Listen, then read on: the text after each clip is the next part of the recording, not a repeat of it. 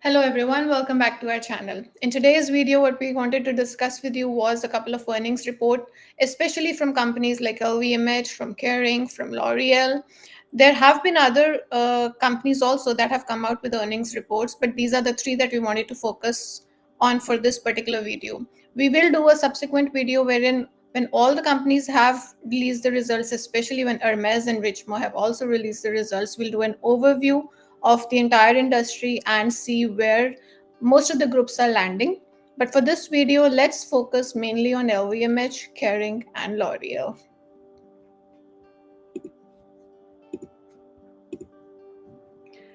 So let's start with LVMH first because LVMH earnings came out last week. LVMH has encountered a dip in sales amidst the economic challenges. Let me take you through the headlines first. Gucci has also again seen declining sales, and this poses a challenge for Kering amidst the Chinese market slowdown. And when we are talking about L'Oreal, L'Oreal has also said that it's experiencing a sales slowdown amidst the weakening demand in China. So, China is a very consistent factor amongst all the companies that are releasing their earnings report. The companies which are less dependent on sales from China are posting better earnings, and the companies which are more dependent on growth from China and revenues from China are the ones that are actually showing sluggish growth in these earnings. Let's start with LVMH. So, when we're talking about LVMH, as you all know, that it's the leading luxury group conglomerate. It's a bellwether for the industry. Everybody sees as to where LVMH is landing, and it has mostly been able to ride over the economic challenges till this year. So what was seen is that there was a notable decrease in the sales in the third quarter in 2024, which is prompting concerns about the luxury industry's resilience of in this economic downturn. The conglomerate saw its revenues fall by 3% to 19 billion euros, which is below the expected 1% increase which was forecasted by the analysts. The core fashion and the luxury goods division, which experienced a 5% decline and missed the projected 1% growth. Now, this segment is very crucial because it serves as a barometer for the health of the luxury market in general. And the market's reaction was very swift. LVMH stock took a 7% hit post the announcement, and the downturn kind of reflects the broader sector challenges. And we'll have to see as to how the other companies come out with their earnings report. We have Kering that we'll discuss today, but we also need to see where Hermes lands and where Richemont lands. So, given this, let's now move to Kering. Now, when you're talking about Kering, Gucci is a very important part of Kering, and that is why it was released that because of Gucci's declining sales, it is posing a challenge for Kering also to show a turnaround and for Kering also to show better results. Now, the Gucci brand represents approximately half of Kering's revenue, and it experienced sharper than anticipated 25% fall in like-for-like sales for the quarter ending September. Now, this decline marks the fifth consecutive quarter of declining revenue for Gucci, and this kind of does underscore a broader trend, especially within the Chinese market, especially for the companies which are dependent for their growth on the Chinese market.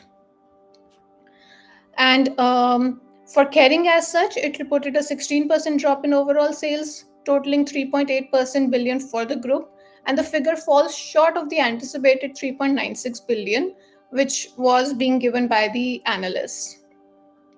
And when we are talking about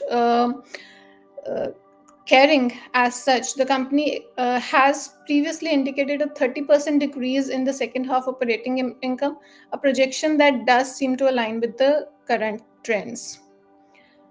The task of revitalizing Gucci has been given to the newly appointed CEO, that is Stefano Cantino, and the designer Sabato Di Sarno, who has introduced a more streamlined aesthetic to the brand. It will remain to be seen as to if this combination duo can actually do the job of turning around Gucci, which saw immense growth when it was being handled by Alexandre Michele and by Marco Bizzarri. So let's see how this duo kind of performs. When we are talking about the Kering stock has seen a significant decline, approximately 40% drop from what it was at the beginning of the year. So it was a decline both for LVMH and for Kering. Now let's move to L'Oreal. So when we are talking about L'Oreal, we understand that it is the largest cosmetics company and it reported a weaker than expected sales growth. Now, despite achieving a 3.4% rise in like for like sales and reaching 10.28 billion euros, this fell short of the anticipated 6% increase. And the slowdown is particularly significant because it follows a deceleration from a 9.4% growth in the first quarter to 5.3% in the second one. The company is known for its extensive portfolio, but it has shown a downturn in its performance in the North Asian market, particularly China, wherein the sales plummeted by 6.5%. And this, when you compare it to the high-end beauty division, which grew only by 0.8% against the expected growth of 10.8%. And this period kind of marks one of the most challenging phases for L'Oreal since the initial impacts of COVID-19 pandemic in 2020.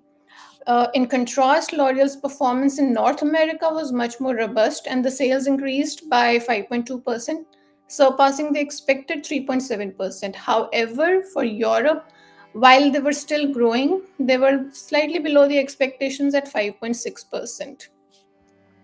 So that is what we wanted to share with you in this video. The earnings for these three major bellwether companies, L'Oreal for the cosmetics sector, Gucci and Kering, and LVMH, LV, and Dior for the luxury industry as a whole. I hope you've enjoyed this video. Do stay tuned in for more.